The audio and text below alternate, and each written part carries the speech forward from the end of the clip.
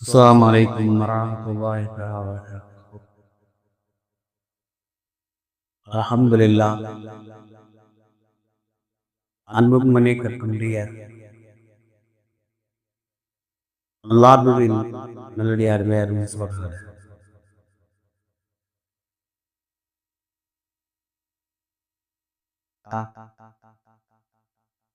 நாள்தோறும்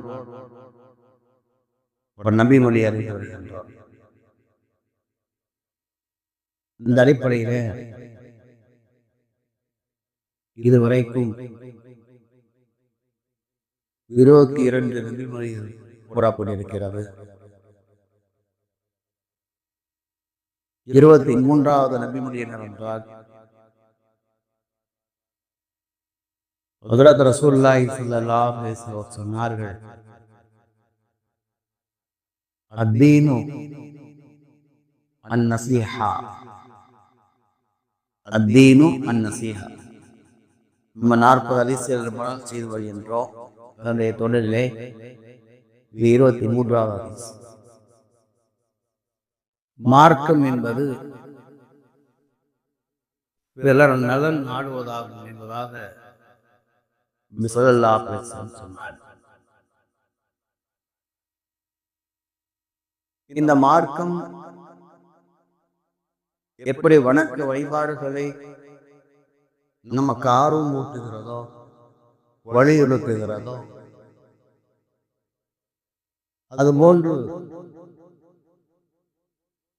பிற மக்களுடைய நலனிலே அக்கறை வைக்க வேண்டும், பிற மக்களுக்கு நாம் உதவியாக இருக்க வேண்டும் என்பதை மார்க்கம் கொடுக்கும்.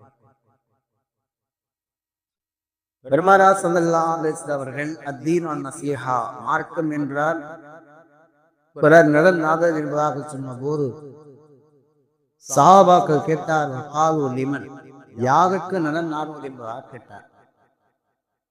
பெருமானார் ஸல்லல்லாஹு அலைஹி வஸல்லம் சொன்னார்கள், லில்லாஹி வலி கிதாபிஹி வலி ரசூலிஹி வலில் முஸ்லிமீன வஆம்மத்திஹி. அல்லாஹ்வுக்கும் அவருடைய வேதத்திற்கும் அவருடைய ரசூலுக்கும் நலன் நாட வேண்டும் என்பதாக சொன்னார். அதாவது மார்க்கம் சார்ந்த நலன் நாட வேண்டும் என்பது ஒன்று. பெருமானார் ஸல்லல்லாஹு அலைஹி வஸல்லம் ஹதீஸிலே 3 வகையான நலனை கூறுகிறார். அல்லாஹ்வுக்கோ ரசூலுக்கு வேதத்துக்கு என்றால் மார்க்கத்துடைய நலன் நாடக்கூடியவராக இருக்கவே, இந்த மார்க்கத்துக்கு நம்மால் ஆன பங்களிப்புகள் என்ன, இந்த மார்க்கத்துக்கு நாம் என்ன உதவி செய்திருக்கின்றோம். அபூ ஸிதீர் அவர்கள் ஈமானை ஏற்றுக்கொண்ட உடனே 9 நபர்களை போய் ஈமானிலே கொண்டு வந்தார். 2 நாளையில ஈமானிலே கொண்டு வந்து சேர்த்தார் என்பதாக நாம் ஹதீஸிலே நாம் காணுகிறோம். நேற்று அந்த குரூப் சப்போர்ட் உண்டு. அப்ப நம்மால் முடிந்த அளவுக்கு இந்த மார்க்கத்துக்கு நாம் என்ன செய்தோம்? ஒன்று, ஈமான் இல்லாத மக்களை ஈமான் பக்கமாக அழைத்து வந்திருக்கின்றோமா, அல்லது ஈமானுடைய மக்களுக்கு ஈமானை பற்றி சொல்லி ஈமான் சார்ந்த மக்களாக, இபாதத் சார்ந்த மக்களாக உருவாக்கி இருக்கின்றோமா? நாம் என்ன செய்தோம்? இந்த வாக்கத்துக்கு நம்மாறான பங்களிப்புகள் ஏதாவது இருக்க வேண்டும். ஒரு குர்ஆன் ஓத தெரியாதவர்கள் குர்ஆன் ஓதக்கூடியவராக, அது இபாதத் இல்லாதவர்களை இபாதத் உடையவராக ஆக்க வேண்டும். நம்மால் முடிந்தளவுக்கு இந்த மார்க்கத்துக்கு நாம் உதவி செய்ய வேண்டும்.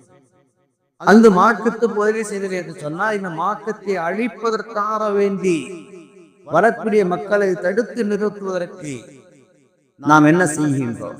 நாம் என்ன தயார் நிலையிலே இருக்கின்றோம்? இந்த மார்க்கத்துக்கு என்னைக்கு இருந்தாலும் ஆபத்து என்பது இருக்கத்தான் செய்கின்றது. அது எல்லா காலத்திலேயே இருந்தது.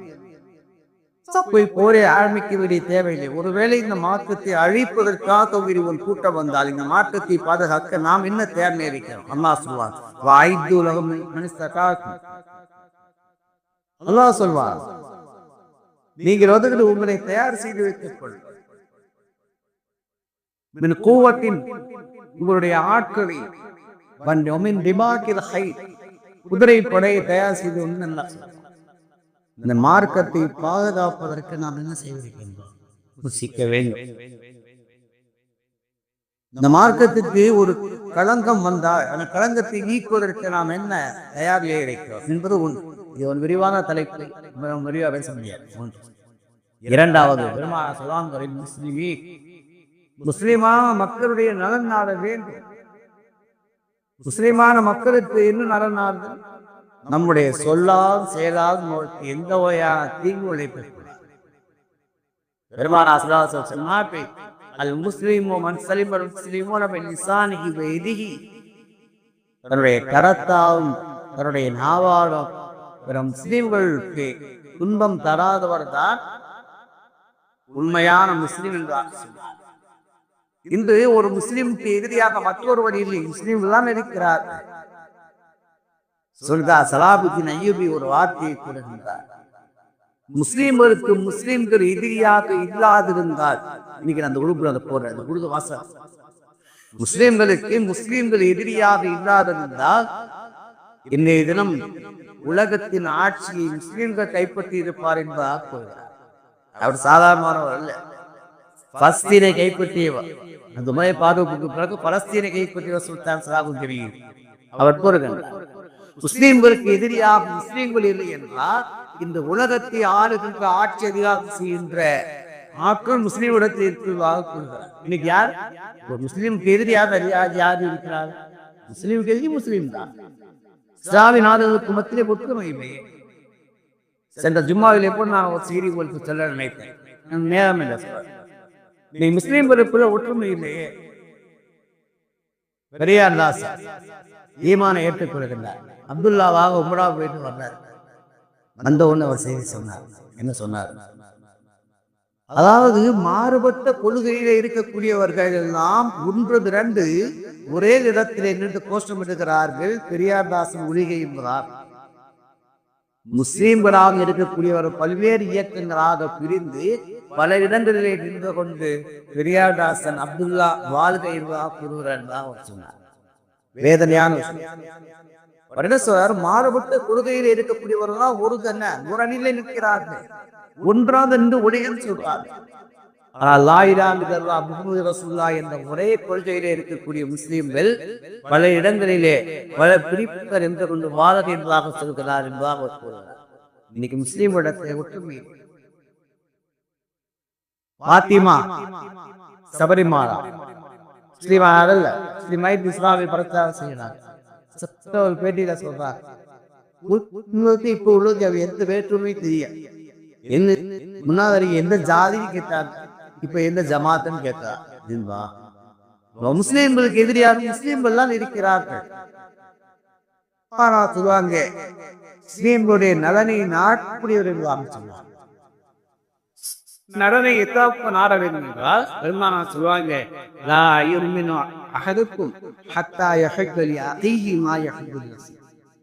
ஒருவர் தனக்கு எதை விரும்புகின்றாரோ அதை பிறருக்கு விரும்புகின்ற வரை உங்கள் எவருமே உண்மையாக முஸ்லிம் இல்லை சொன்னார். நமக்கு எதை நாடுகின்றோமோ, பிற மக்கள் நம்மிடத்தில் எப்படி நடந்து கொள்ள வேண்டும் என்பதாக நாடுகின்றோமோ அப்படி பிற மக்களிடத்தில் நடக்க வேண்டியதை பெருமானா சொன்னாங்க. ஆக பிற முஸ்லிம்களுக்கு நம்முடைய சொல்லாலும் செயலாலும் சரியாக நடக்க வேண்டும் என்பது. மூன்றாவதாக அடுத்து சொல்லுவாங்க யாமத்தி அப்படின்னா பொது ஜனங்கள் எல்லோருடையுமே அவருடைய நலனை நாடக்கூடியவராக இருக்கு. அங்கே முஸ்லீம் முஸ்லீம் மட்டுமல்ல, எல்லா மக்கள் படைப்புகள் எல்லோருடைய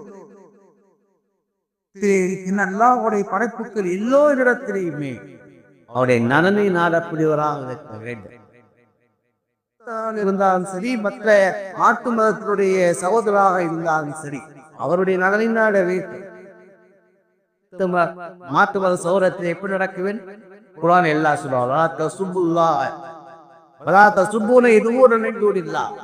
அல்லாதவர் வணங்கக்கூடிய தெய்வத்தை நீங்கள் ஏசக்கூடாது என்று அல்லாஹ் தேவை என்றால் முன்னாள் பெருந்துக்க வேண்டும். மதுரை போர்க்களத்திலே தங்களை அழிப்பதற்காக வந்த சஹாபாக்களத்திலே நம்ம அழிக்கிறது வந்தாங்க, அந்த எதிரிகள் வந்தாங்க. அந்த எதிரிகளிடத்திலே கூட பெருமானா அவருக்கு தேவையான தண்ணீரை கொடுத்தார். கஷ்டம் என்று சொன்னால் அவர்களுடைய பங்களிப்பு இருக்க வேண்டும். பெருமானார் மதீனாவுக்கு வந்துடுறாங்க. மக்காவிலே பஞ்சம் ஏற்பட்டு போறது, மழை இல்லாமல் போடுவது. அபூ சுஃபியான் முறையிட்ட நேரத்திலே பெருமானார் மக்காவாசிக்காக துஆ செய்தார். எல்லா மக்களுடைய பொதுஜன மக்களுடைய நலனிலே அக்கறை வைக்க வேண்டும்.